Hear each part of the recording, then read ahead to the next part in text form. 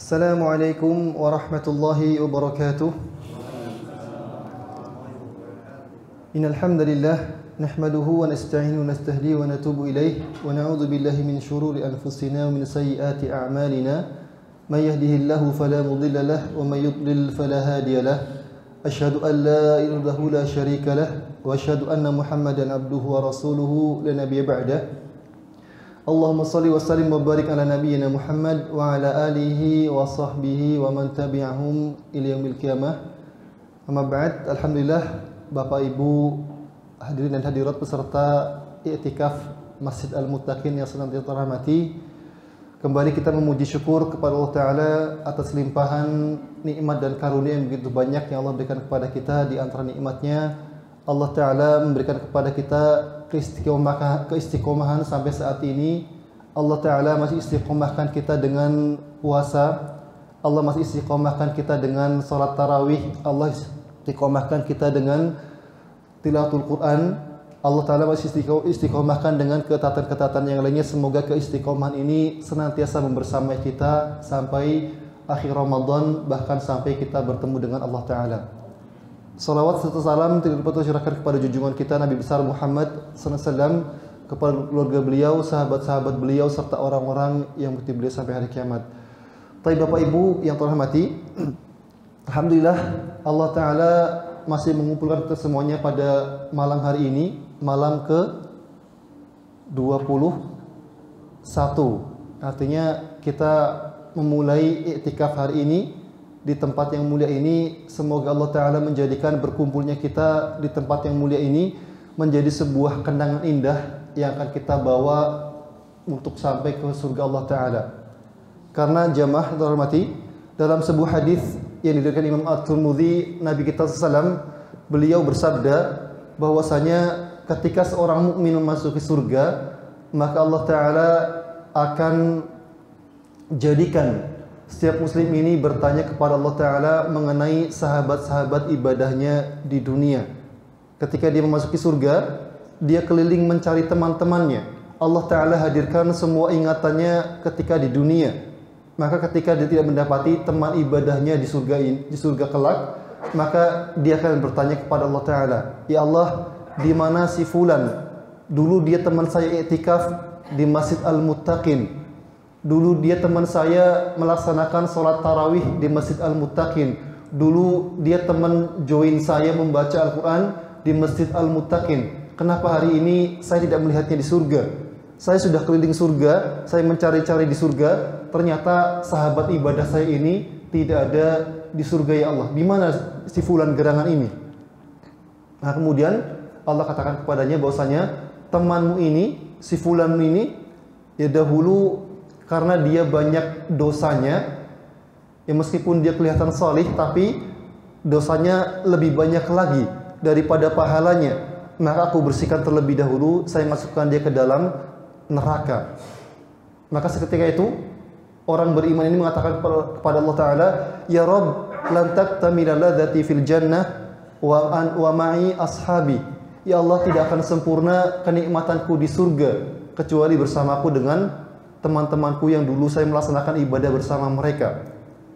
Nah, kemudian Allah katakan kepada orang mukmin ini, kalau begitu jemputlah saudaramu di neraka. Akhirnya Allah Ta'ala berikan kepada orang beriman ini kesempatan untuk memberikan syafaat kepada saudaranya. Maka ketika Imam Ibnul Jauzi, ketika beliau menyampaikan hadis ini, beliau katakan kepada murid-murid beliau, beliau mengatakan, wahai sahabat-sahabatku, lihatlah bagaimana persahabatan dalam ibadah ini menjadi kekal sampai ke akhirat. Maka jika kalian tidak menemukan diriku di surga nanti, maka bertanyalah kepada Allah Ta'ala, semoga dengan pertanyaan kalian Allah Ta'ala selamatkan aku dari nerakanya. Maka jamaah terhormati, perkumpulan beribadah seperti ini sesuatu yang sangat mulia, sesuatu yang sangat kita harapkan. Semoga pertemuan seperti ini menjadikan kita semakin dekat dengan sahabat-sahabat kita. Kita duduk di masjid ini, kita beriktikaf di masjid ini, bukan hanya tujuan kita untuk mencari ridho Allah Ta'ala, tapi juga kita mencari sejumlah banyak sahabat dalam beribadah dan melaksanakan ketaatan-ketaatan kepada Allah Ta'ala. Taib, jamaah yang terhormati, insyaallah tema kajian i'tikaf perdana ini pada malam hari ini adalah sahabat dunia akhirat. Maka insyaallah akan kita bagi menjadi beberapa poin. Yang pertama, kenapa kita perlu bersaudara, kenapa kita perlu bersahabat dalam agama Islam ini. Kemudian yang kedua, tentang keutamaan kita memiliki sahabat-sahabat ibadah dan sahabat-sahabat yang salih di muka bumi ini. Kemudian yang ketiga, poin yang ketiga adalah mengenai adab dan tata cara bergaul dalam agama Islam. Maka yang pertama, mengapa kita perlu untuk bersahabat? Mengapa kita perlu bersaudara dalam agama Islam ini? Maka jamaah terhormati, bahwasanya Allah Ta'ala tidak pernah memerintahkan kepada kita dalam menghambakan diri kepadanya untuk menjadi pejuang tunggal. Allah tidak pernah menginginkan dari diri kita ketika beriman kepadanya menjadi satu-satunya orang yang beriman. Allah tidak pernah memerintahkan kepada kita ketika beriman kita pergi menjauh dari manusia. Kita pergi ke puncak gunung, kemudian kita hanya menyembah Allah Ta'ala di sana tanpa memperdulikan dengan kehidupan yang ada di sekeliling kita. Maka Allah tidak pernah memerintahkan kepada kita dengan seperti ini. Karena ajaran Islam ini bukanlah ajaran egosentris. Ajaran Islam ini bukanlah ajaran yang mengajarkan kepada kita sikap individual, hanya mementingkan kepentingan sendiri. Bahkan kalau kita lihat ayat-ayat Al-Quran atau bahkan sunnah Nabi atau perbuatan para ulama dahulu, mereka sangat memperhatikan tentang kehidupan sosial. Kita ambil contoh dalam surat At-Taubah ayat 119, Allah Ta'ala berfirman, Ya ayyuhalladzina amanu ittaqullah wa kunu ma'as sadiqin. Wahai orang-orang yang beriman, bertakwalah kalian kepada Allah Ta'ala dan bersamalah dengan orang-orang yang jujur, dengan orang-orang yang benar. Allah juga mengatakan dalam surat Al-Kahfi ayat 19 ayat 28, Allah mengatakan wasbir nafsaka ma'al ladzina yad'una rabbahum bil ghadati wal 'ashyi yuriduna wajha. Dan bersabarlah engkau, bersabarlah kalian bersama dengan orang-orang yang senantiasa berzikir, senantiasa mengingat Allah Ta'ala pada waktu pagi dan petang. Jadi Allah Ta'ala memberitakan pada ayat-ayat ini, memberitakan kepada kita untuk senantiasa bersama dengan orang-orang yang beriman. Kenapa Allah perintahkan agar kita bersama dengan orang beriman? Kenapa kita diperintahkan untuk berkehidupan sosial bersama dengan orang beriman? Karena jamaah yang terhormati, karena pada hakikatnya syariat dalam agama ini sungguhlah sangat berat kalau kita hanya mengerjakannya sendiri. Nabi kita mengatakan huffatil jannah bil makarih. Surga itu dikelilingi dengan perkara-perkara yang dibenci oleh jiwa manusia. Jadi pada dasarnya jiwa kita ini menolak untuk melaksanakan ibadah. Kita lebih suka dengan yang santai-santai.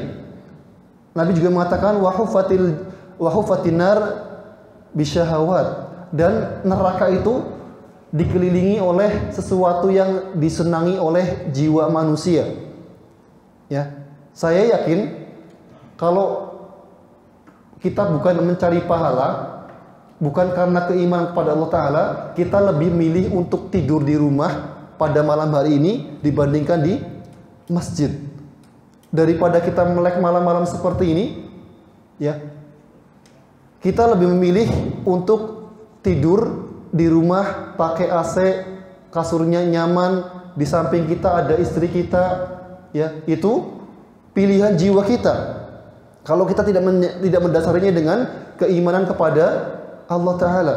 Namun karena keimanan kita kepada Allah Ta'ala, kita sekarang tinggalkan rumah kita, tinggalkan kamar kasur kita yang nyaman, kita tinggalkan kamar kita yang nyaman, untuk tidur di masjid, ya bahkan kita paksakan diri kita untuk melek pada malam-malam seperti ini, ya kita baca Quran, ya kemudian kita lanjutkan nanti dengan salat qiyamul lail. Maka kalau kita memperturuti hawa nafsu kita, maka kita tidak akan melaksanakan hal seperti ini. Ya, maka pada hakikatnya, ya, ini kalau kita mengerjakannya sendiri, kita mengerjakan di masjid ini sendirian, kita bangun jam segini, suruh baca Quran, suruh duduk dengerin ustadz ceramah, suruh kemudian sholat 1 jam nanti, kayaknya rasa-rasanya sangat berat kalau kita hanya mengerjakannya sendirian atau hanya 2-3 orang saja. Namun sekarang kita merasakannya menjadi terasa ringan, ini karena banyak teman-teman kita. Ya, sehingga kemudian kita melaksanakan ketaatan-ketaatan ini menjadi terasa ringan. Coba kalau kita bayangkan Mas Budi, ya suruh datang ke masjid, Mas jam 1:30 nanti kajian. Terus nanti 2:30 kita lanjutkan dengan sholat qiyamul lail. Kira-kira kalau sendirian mau nggak Mas? Kayaknya males gitu ya. Nah ini ya, kita di sini Mas Budi semangat karena ada Pak Haji Ma'mun, ada Mas Alif, ya, dan teman-teman yang lainnya, sehingga kemudian menjadi terasa ringan ibadah ini. Maka Allah kemudian perintahkan kepada kita untuk senantiasa bersama dengan orang-orang yang beriman. Agar apa? Agar ibadah yang Allah perintahkan kepada kita ini terasa lebih ringan. Puasa yang kita kerjakan ini, ya pada hakikatnya sesuatu yang berat. Yang mungkin pernah Anda sampaikan bahwasanya kenapa Allah Ta'ala mengatakan kepada kita, ya ayyuhalladzina amanu kutiba alaikumusiyam. Para ulama mengatakan bahwasanya Allah menggunakan fi'il mabni majhul, menggunakan kalimat kerja pasif dalam perintah puasa ini, kata para ulama, karena pada hakikatnya puasa ini adalah sesuatu yang tidak diinginkan oleh manusia. Maka sesuatu yang tidak kita inginkan akan terasa berat, apalagi kalau kita mengerjakannya sendiri. Namun kalau kita kerjakan bersama-sama, maka akan terasa ringan. Ya, kemudian maka di sini ini diantara kenapa kita perlu berteman di dunia ini adalah agar karena ibadah yang Allah perintahkan kepada kita ini sungguhlah berat. Maka agar terasa ringan, kita perlu saudara-saudara, kita perlu teman-teman, kita perlu sahabat-sahabat yang beriman, yang melaksanakan syariat yang sama, sehingga akan terasa lebih mudah bagi kita semuanya. Ya, ini kenapa kita perlu berteman, kenapa kita perlu bersahabat, kenapa kita perlu bersaudara dalam agama Islam ini. Ya. Kemudian poin yang kedua, apa keutamaan ketika kita memiliki sahabat-sahabat di dunia? Maka yang pertama di antara keutamaannya dan yang paling besar adalah bahwasanya sahabat ini akan memberikan syafaat kepada kita pada hari kiamat nanti. Ya, maka ketika Allah Ta'ala mengeluarkan sebagian penduduk neraka, maka orang-orang kafir yang mereka mengatakan, kenapa si fulan ini bisa keluar dari neraka? Apakah dia memiliki anak yang hafiz Al-Quran? Maka malaikat penjaga neraka mengatakan, tidak, dia tidak memiliki anak yang hafiz Al-Quran. Kemudian orang kafir ini bertanya lagi, penduduk neraka ini bertanya lagi, apakah dia memiliki keluarga yang mati syahid sehingga dia mendapatkan syafaat dari orang yang mati syahid ini? Maka malaikat penjaga neraka mengatakan, tidak, dia tidak memiliki keluarga yang mati syahid. Kemudian orang ini bertanya lagi, penduduk neraka ini bertanya lagi, apakah dia mendapatkan syafaat dari Nabi Muhammad? Maka kemudian orang ini mengatakan, malaikat penjaga neraka mengatakan, tidak, dia tidak dikeluarkan dari neraka bukan karena syafaatnya Nabi Muhammad. Kemudian para penduduk neraka ini bertanya kembali, lantas kenapa orang ini dikeluarkan dari neraka? Padahal dia banyak dosanya sangat banyak sekali. Lantas kenapa dia dikeluarkan dari neraka? Akhirnya kemudian malaikat mengatakan bahwasanya dia mendapatkan syafaat dari teman ibadahnya di dunia. Maka setelah itu, ya, orang-orang penduduk neraka ini mengatakan, "Fama lana min syafi'in wala sadiqin hamim." Sungguh celaka bagi kami, yang tidak memiliki orang-orang yang memberikan syafaat. Wala sadiqin hamim, dan tidak pula memiliki teman yang baik. Ya, jadi di antara yang dikeluhkan oleh penduduk neraka nanti adalah mereka tidak mendapatkan orang yang memberikan syafaat karena mereka tidak memiliki teman-teman orang yang salih.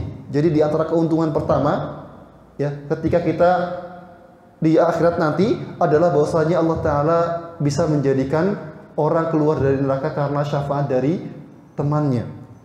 Maka jemaah yang terhormati, kalau kita menginginkan masuk surga, kalau kita mengandalkan sholat kita, kira-kira kita pede nggak Pak? Menjadikan sholat kita ini sebagai modal untuk masuk surga. Kira-kira pede nggak? Sholat kita selama ini lebih banyak ingat Allahnya, lebih banyak khusyuknya, apa lebih banyak ingat dunianya Pak? Lebih banyak ingat dunianya. Ya, puasa kita ini kira-kira kalau kita banggakan, kita jadikan sebagai modal, saya ini kan setiap puasa saya ini sudah lebih banyak daripada puasanya Nabi Muhammad. Nabi Muhammad dalam seumur hidupnya hanya berpuasa Ramadan sebanyak 9 kali. Saya sudah puluhan kali. Saya sudah 20, 30, bahkan 40 kali. Kira-kira dari puasa yang kita kerjakan, ini kira-kira bisa memasukkan kita ke dalam surga nggak Pak? Nggak ada. Kayaknya kita masih belum pede kalau menjadikan puasa kita menjadi modal untuk masuk ke dalam surga. Sedekah kita, kalau kita jadikan untuk menebus surga, kira-kira sudah pantas belum Pak untuk membeli surganya Allah Ta'ala? Ya padahal ya saya ini sudah setiap hari sedekah terus, maka saya yakin dengan sedekah saya ini saya bisa masuk surga. Kayaknya rasa-rasanya kita masih belum bisa menjadikan sedekah kita untuk membeli surganya Allah Ta'ala. Karena kalau kita pikir-pikir ya, kita beli tanah di Bekasi ini, di Jati Kramat ini, per meternya berapa sekarang Pak? 6 juta. Ya, kita mau bangun rumah kita beli tanah seluas 100 meter. Kita mau beli tanah, bikin rumah, kayaknya kita ngumpulinnya itu bertahun-tahun. Ya, ini kita mau beli tanah di dunia. Padahal Allah mengatakan la maudi'u sauti ahadikum fil jannah khairu minad dunya wa ma fiha.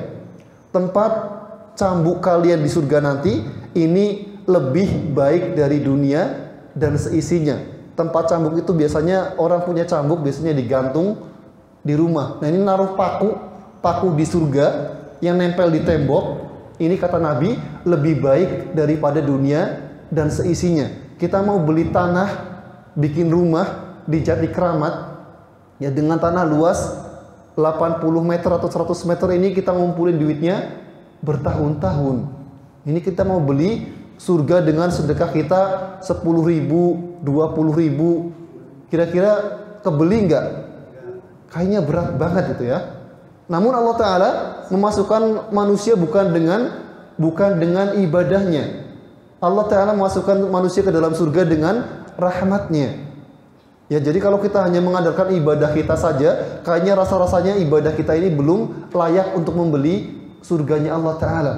Maka di antara cara cepat agar kita bisa membeli surga Allah Ta'ala adalah dengan kita memiliki teman-teman yang salih, teman-teman yang baik, orang-orang yang beriman kepada Allah Ta'ala. Karena Allah Ta'ala akan memberikan syafaat kepada orang beriman melalui temannya. Jadi di antara manfaat pertama, keutamaan pertama kita memiliki teman yang salih adalah bahwasanya Allah Ta'ala memasukkan manusia ke dalam surga karena syafaat dari temannya. Ya. Kemudian yang kedua, di antara keutamaan teman yang salih yang kedua, bahwasanya orang-orang salih ini akan senantiasa mendoakan kebaikan bagi temannya. Diriwayatkan bahwasanya Imam Ahmad bin Hanbal ya selama 40 tahun beliau ketika berdoa senantiasa menyebut nama Imam Asy-Syafi'i. Beliau selalu menyertakan nama Muhammad bin Idris.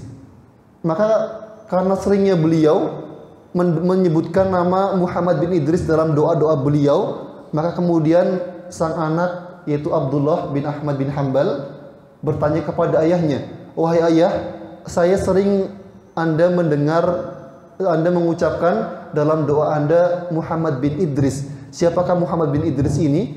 Maka beliau mengatakan bahwasanya Muhammad bin Idris ini dia adalah guru sekaligus sahabat saya. Maka saya ingin mendoakan kebaikan untuk saudara-saudara saya. Pun demikian Nabi Muhammad SAW, seorang yang telah dijanjikan oleh Allah Ta'ala diampuni dosanya, pasti masuk surga.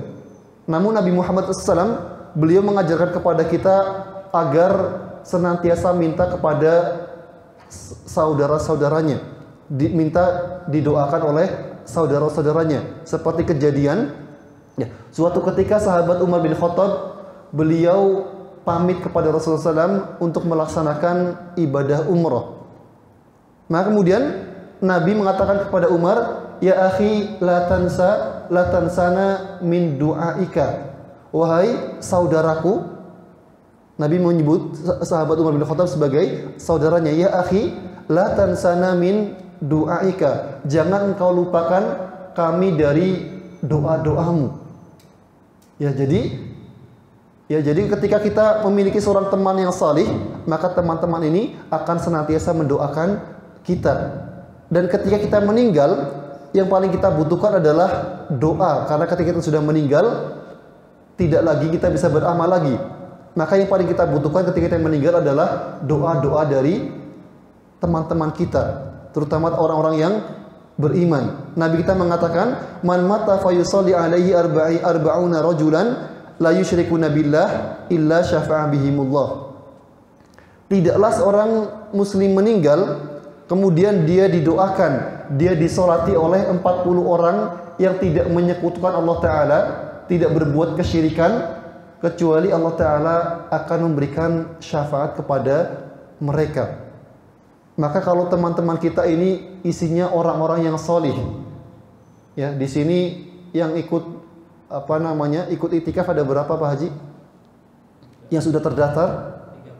30-an ini di hari pertama. Nanti hari malam ke-27 insya Allah lebih banyak lagi. Ya, maka kalau teman-teman kita adalah orang-orang yang solih, ya, ketika mendengar kabar kita bahwasanya kita meninggal, maka insya Allah teman kita akan menyempatkan diri untuk bertakziah, menyempatkan diri untuk minimal menyolati jenazah kita. Tapi kalau kita bayangkan teman-teman kita yang datang ini, kalau teman-teman kita adalah orang-orang yang sukanya nongkrong, orang yang pikirannya hanya bisnis saja. Ya, mungkin kalau kita mendengar kabar kematian kita, mereka tidak datang. Mereka cuma mengirimkan karangan bunga saja, turut berduka cita atas wafatnya Bapak Fulan bin Fulan. Ya, karena kalau datang ke tempat seperti ini, ya datang ke kematian, nanti saya nggak bisa rapat dengan klien saya. Bisnis saya nanti nggak ada yang ngurusin. Nanti karyawan saya pada menggelapkan. Mendingan saya jaga nungguin bisnis saya saja daripada saya mendatangi orang yang meninggal. Karena orang yang meninggal, datang orang meninggal nggak memberikan apa-apa bagi bisnis saya. Kita bisa bayangkan. Maka di sini, ya. Namun kalau teman-teman kita adalah orang yang salih, maka mereka pasti akan ketika mendengar meninggalnya kita, maka mereka pasti akan mendoakan kita minimal, atau mereka akan mendatangi takziah dan mensolatkan jenazah kita. Dan ini yang paling kita harapkan setelah kita meninggal didoakan oleh teman-teman kita. Ya. Kemudian yang ketiga, di antara keutamaan teman-teman yang soleh ini, bahwasanya teman-teman soleh ini akan menarik kita melakukan kebaikan dan ketaatan kepada Allah Ta'ala. Dalam pepatah Arab dikatakan as-sahib sahib. Teman itu narik. Narik apa? Narik kepada yang lainnya. Ya.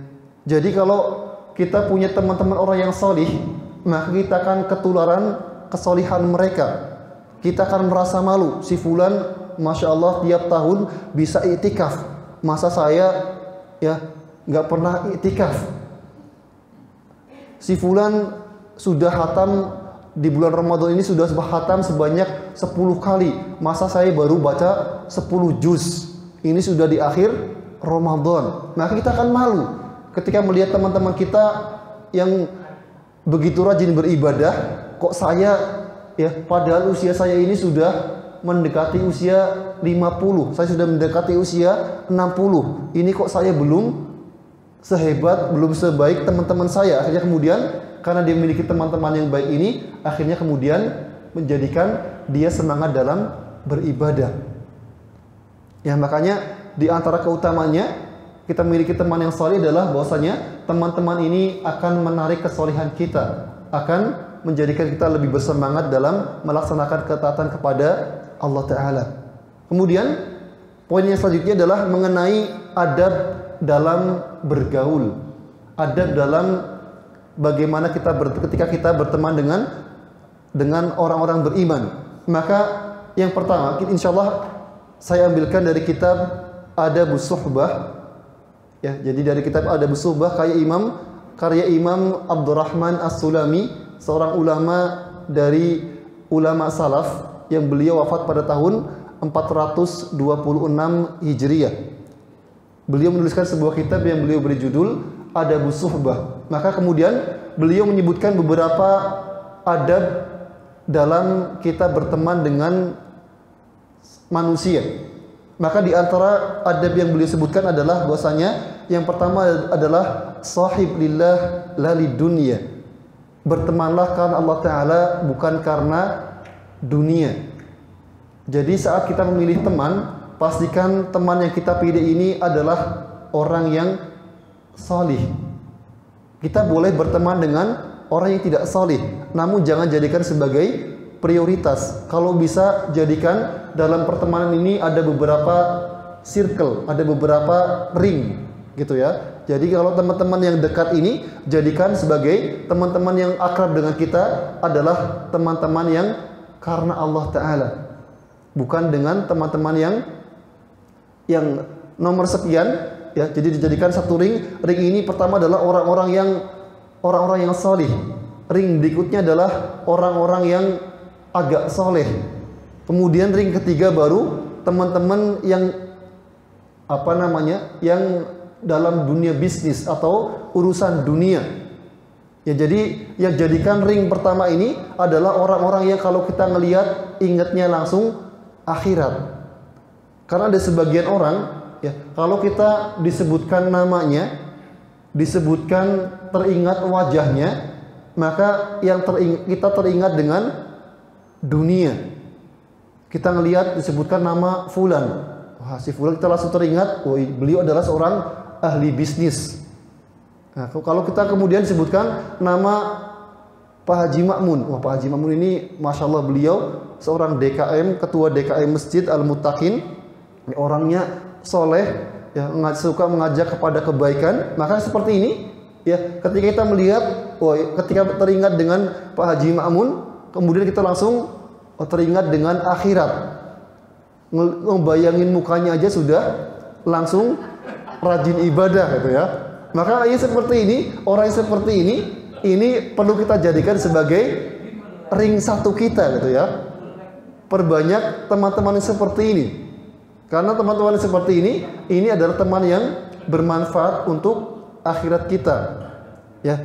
Jadi kalau kita disebutkan nama Korun, kira-kira terbayang apa Pak?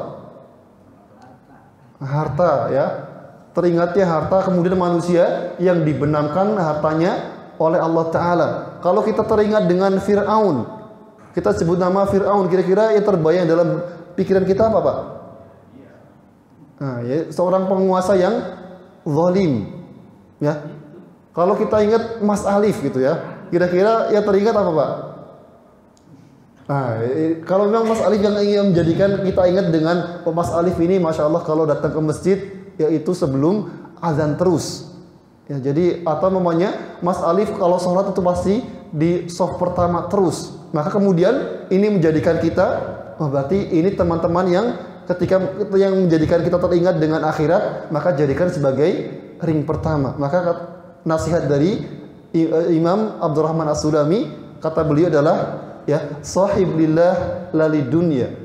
Carilah teman yang karena Allah Ta'ala, bukan karena urusan dunia. Karena dunia tidak pernah menyatukan manusia.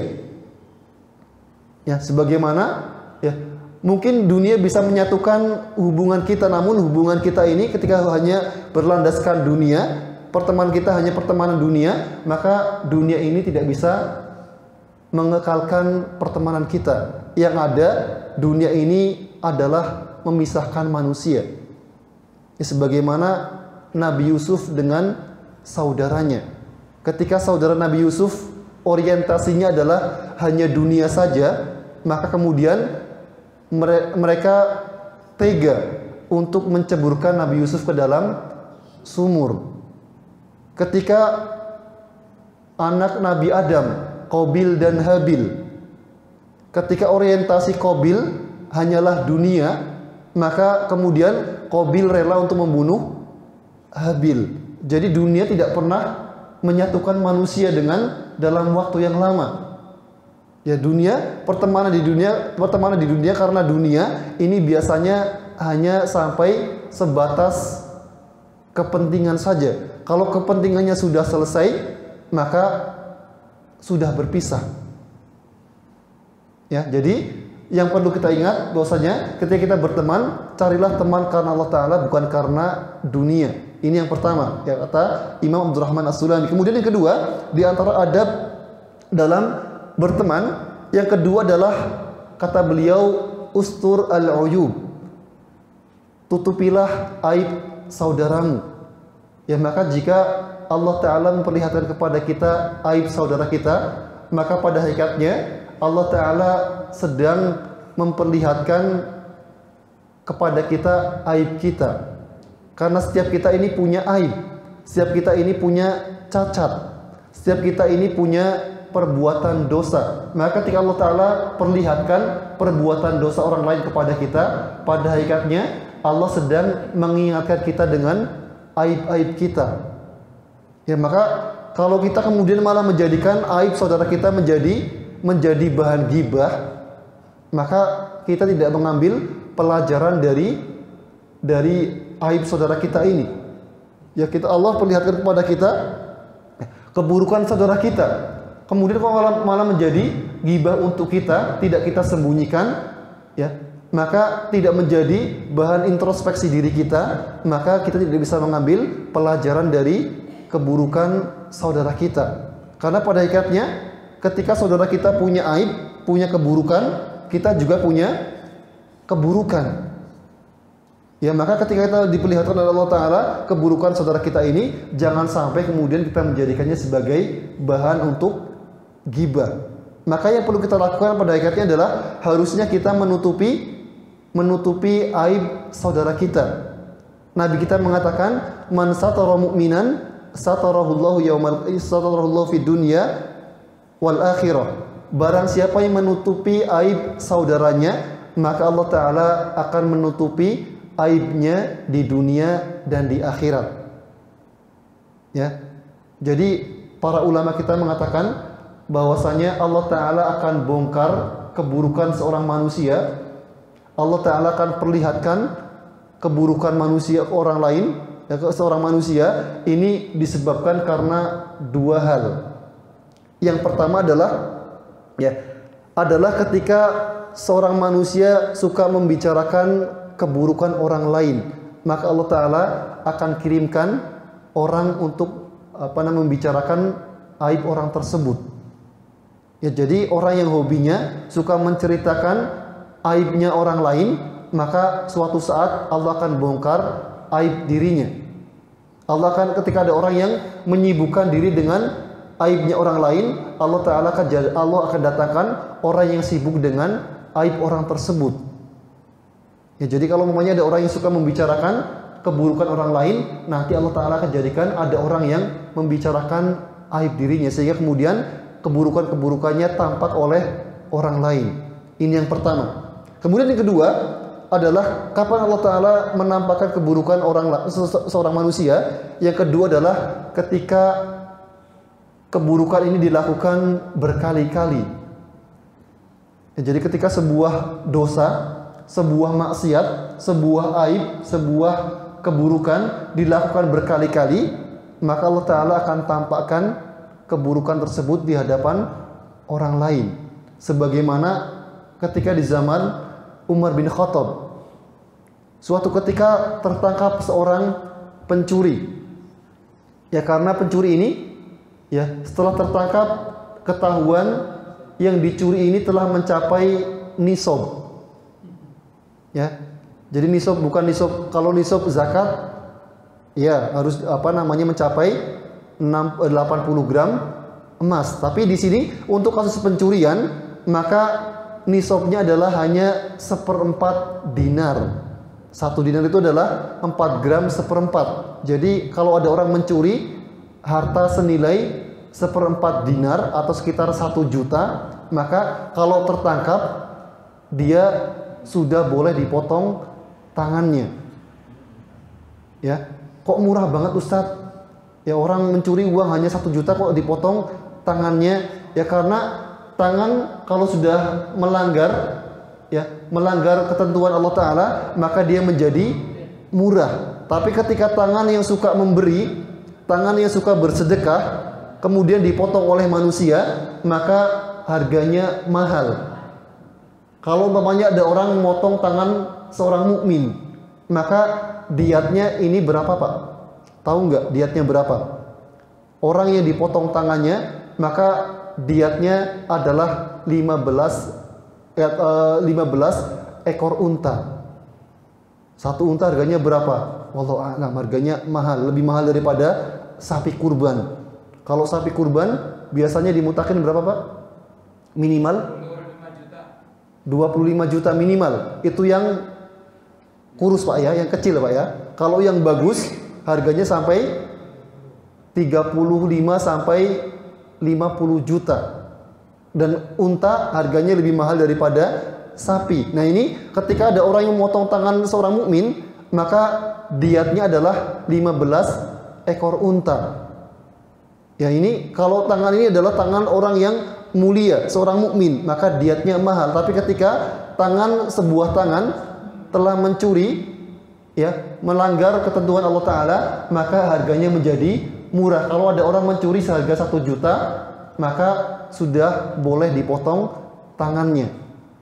Maka ada seorang laki-laki tertangkap mencuri di zamannya Umar bin Khattab, dan Umar bin Khattab memutuskan tangan laki-laki ini dipotong. Kemudian datanglah seorang anak gadis berlari-lari mengatakan, "Wahai Amirul Mukminin, jangan kau potong tangan ayahku, karena ayahku ini baru pertama kali mencuri." Maka Umar bin Khattab mengatakan, tidak mungkin Allah Ta'ala akan menampakkan keburukan seseorang ini kecuali karena sudah dilakukan berkali-kali. Jadi kalau umpamanya ada kasus OTT, ya, operasi tangkap tangan, berarti ini sudah berkali-kali korupsinya, bukan hanya sekali 2 kali, tapi sudah berkali-kali, sehingga kemudian Allah Ta'ala tampakkan orang tersebut, keburukan orang tersebut. Ya, jadi kalau kita mendapatkan sebuah aib dari saudara kita, maka tutupi aib saudara kita. Semoga Allah Ta'ala menutup aib-aib kita semuanya. Kemudian yang ketiga, di antara adab, kata Imam Abdurrahman As-Sulami, ya, yang ketiga adalah utlub al-ma'adir. Carikanlah alasan untuk teman-teman kita. Ya, teman kita ini punya kesalahan. Tapi kalau sebuah kesalahan, kita carikan alasan yang baik, maka kesalahan ini tidak menjadi sebuah masalah. Sebuah salah akan menjadi masalah jika tidak kita carikan alasan-alasan untuk kesalahan tersebut. Ya, jadi ada salah, ada masalah. Sebuah kesalahan yang kita sikapi dengan alasan yang baik, maka ini tidak akan menjadi masalah untuk kedepannya. Ya, kita ambil contoh, kita punya tetangga, kita sedang dirawat di rumah sakit. Ya, kemudian tetangga kita ini, tetangga sebelah rumah kita ini ternyata tidak nengok kita. Ya. Kalau kita tidak carikan, ini sebuah kesalahan. Tetanggaan, rumahnya sebelahan atau rumahnya adep-adepan, kita dirawat di rumah sakit, ya, sudah 5 hari, sampai hari kelima tetangga kita ini belum nengok kita, belum jenguk kita. Ya, mungkin kalau kita, ini sebuah kesalahan. Ya, kalau kita tidak mencarikan alasan untuk kesalahan saudara kita ini, maka akan menjadi masalah ke depannya. Kita mungkin kalau ketemu sama tetangga kita, nggak akan tegur sapa. Orang saya kemarin dirawat di rumah sakit 5-10 hari, dia kok malah nggak nengokin saya. Maka kemudian ketika bertemu, kita boro-boro nyapa, boro-boro salam.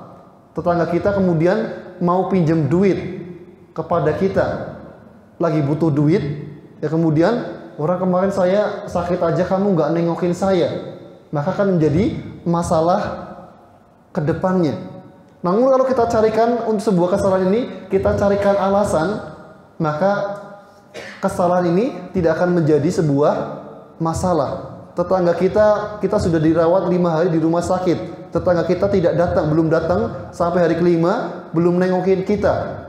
Kalau kita carikan alasan, oh mungkin dia sibuk kerja, ya kemudian sehingga tidak sempat nengokin saya. Ya kemudian ini kan sudah hari weekend, harusnya datang dong nengokin saya yang sakit dirawat di rumah sakit. Ini sudah hari weekend, masa saya nggak datang juga? Ya mungkin kemudian kalau kita carikan alasan lagi, oh mungkin sekarang lagi katanya banyak orang yang sakit, lagi musim sakit, musim demam, mungkin tetangga saya belum sempat datang karena mungkin dia juga sedang demam. Jadi kalau kita mencarikan alasan-alasan untuk sebuah kesalahan ini, maka ini tidak akan menimbulkan masalah di hari kedepannya lagi. Maka kita ini berpikir bahwasanya sunnah Nabi itu hanya sekedar ibadah saja. Kita i'tikaf, kita membaca Al-Quran, kita sholat sunnah. Kadang kita berpikiran bahwasanya sunnah Nabi ini hanya seperti ini saja. Ya. Namun di antara sunnah Nabi ternyata adalah kita mencarikan alasan-alasan untuk sebuah kesalahan. Ya, seperti ketika ada seorang laki-laki yang mendatangi Nabi Muhammad SAW, laki-laki ini mengatakan, "Ya Rasulullah, zanaitu fatahhirni." Wahai Rasulullah, aku telah berzina, maka bersihkanlah diriku. Namun Nabi SAW ternyata tidak langsung merajam sahabat ini. Nabi tidak langsung menghakimi, tidak langsung menghukum sahabat ini. Namun yang Nabi lakukan adalah Nabi bertanya, ya, la'allaka qabalta, la'allaka ghamasta. Mungkin kamu cuma nyium perempuan saja. Mungkin kamu cuma meraba-raba perempuan saja. Ya, Nabi mencarikan alasan kepada sahabat ini. Seorang sahabat yang mengatakan, "Ya Rasulullah, zina itu saya telah berzina." Namun Nabi mengatakan, la'allaka ghamasta, mungkin kau cuma meraba-raba saja. Ya, kemudian laki-laki ini datang lagi kepada Nabi mengatakan, "Ya Rasulullah, zanaitu fatahhirni." Wahai Rasulullah, aku telah berzina, maka sucikanlah diriku. Kemudian Nabi mengatakan, la'allaka sakron, mungkin kamu sedang mabuk. Ya. Kemudian laki-laki ini datang lagi kepada Nabi Muhammad. Ya Rasulullah, zanaitu fatahhirni, wahai Rasulullah, aku telah berzina, maka sucikanlah diriku. Maka kemudian Nabi mengatakan, kamu tahu nggak apa itu zina? Maka sahabat ini mengatakan, saya tahu wahai Rasulullah, zina itu adalah ketika seorang laki-laki mendatangi perempuan yang bukan istrinya. Seperti timba masuk ke dalam sumur, itu adalah zina. Kemudian Nabi, ya, laki-laki ini setelah dinyatakan sebagaimana dia berzina, baru setelah itu Nabi SAW beliau merajam sahabat tersebut. Jadi Nabi tidak langsung tidak langsung menghukumnya, namun Nabi mencarikan alasan-alasannya, mungkin hanya bercanda saja atau yang lainnya. Ini Nabi SAW. Jadi di antara sunnah Nabi adalah kita mencarikan alasan untuk kesalahan-kesalahan saudara kita. Ya. Kemudian yang selanjutnya adalah yang keempat adalah as-safhu anil atharat, adalah memberikan maaf untuk kesalahan teman kita. Jadi setelah kita memberikan alasan-alasan untuk kesalahannya, kita memberikan memberikan maaf kepada teman kita. Jadi teman kita ini telah berbuat kesalahan kepada diri kita, dan dan bersyukurnya kita bahwasanya kita bukan yang melakukan kesalahan tersebut. Jadi kalau ada teman kita yang melakukan kesalahan kepada kita, carikanlah maaf untuk teman kita. Karena jemaah yang terhormati, para ulama kita mengatakan ada 3 amalan yang Allah Ta'ala berikan pahalanya langsung kepada yang bersangkutan. Yang pertama adalah pahala orang yang berpuasa. Allah mengatakan dalam hadits qudsi, as-saumu li wa ana ajzi bihi. Puasa itu adalah untukku, puasa itu adalah milikku, maka aku nanti akan langsung membalas pahala puasa kepada yang bersangkutan. Jadi kalau pahala salat ini nanti diberikan oleh malaikat, pahala sedekah diberikan oleh malaikat kepada orang yang melakukannya, maka pahala orang yang berpuasa nanti Allah Ta'ala akan langsung berikan kepada yang bersangkutan. Yang kedua adalah pahala bersabar. Allah mengatakan dalam Al-Quran, innama yuwaffas sabiruna ajrahum bighairi hisab. Tidak lain, Allah Ta'ala akan memberikan pahala orang yang bersabar tanpa ada batas. Ya, jadi orang-orang yang bersabar, karena mereka bersabar tanpa batas, Allah juga memberikan pahalanya tanpa batas. Kemudian yang ketiga adalah orang yang memaafkan kesalahan saudaranya.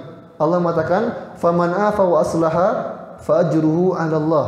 Barang siapa yang memaafkan kemudian dia berbuat baik kepada orang yang berbuat salah, maka fa ajruhu 'ala Allah, maka pahalanya adalah Allah yang akan memberikannya secara langsung. Jadi kalau kita memaafkan saudara kita atas kesalahan-kesalahannya, maka Allah Ta'ala akan memberikan pahala yang sangat besar kepada kita semuanya. Kemudian yang kelima, di antara adab dalam bergaul, yang kelima adalah sahib man tastahi minhu. Ya. Jadi bertemanlah dengan orang yang kita malu terhadap dirinya. Ya, jadi kebanyakan kita ketika mencari teman, kita cari teman yang memberikan kepada kita kebebasan. Ya. Kadang teman-teman yang tidak memberikan kebebasan kepada kita, ini kita jadikan nomor sekian. Ya, namun kata Imam Abdurrahman As-Sulami, ya, bertemanlah dengan orang yang kita malu dengannya. Malu dari apa? Malu dari melakukan kemaksiatan. Malu melakukan dosa. Jadi kalau dekat-dekat dengan teman kita, ini kemudian kita menjadi malu untuk berbuat dosa, maka ini teman adalah sebuah teman yang sejati. Teman yang perlu kita pegang erat tangannya. Jangan sampai kita lepaskan pertemanan kita dengan dirinya. Teman yang menjadikan kita malu tidak beramal salih, maka ini adalah teman yang perlu kita genggam erat tangannya, jangan sampai lepas. Ya. Kemudian yang selanjutnya, yang keenam adab dalam bergaul, yang keenam adalah la tahsud ahadun ahadan. Jangan pernah dengki, jangan pernah iri dengan teman kita.